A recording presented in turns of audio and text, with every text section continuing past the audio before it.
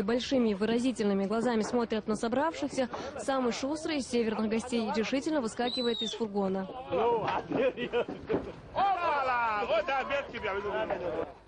После слов Рамзана Кадырова олени ринулись вперед. Кто быстрее всех выпрыгнет и кто больше остальных заработает в свой адрес хвалебные слова от главы региона.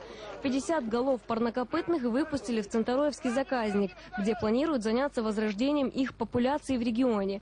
В дикой природе пятнистых оленей осталось всего 3000 особей.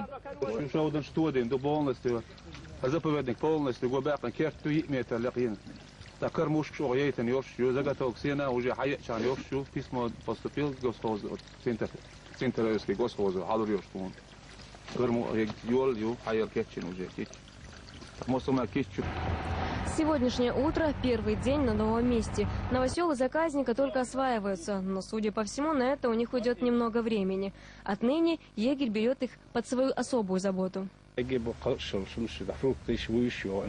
Муж млади боярышек, пою, клинью, так, шиповник, даже, можно сказать, лечебные разные, царам и все лично, царно. Просто нагасано там для луд хилла, баста неоха, исхенаха, ёлгума чилла, кермушфеш.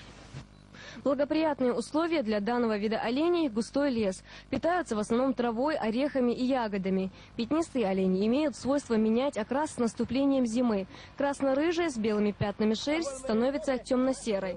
Сейчас в Центороевском заказнике 50 оленей. В ближайшее время их число планируют увеличить до 200.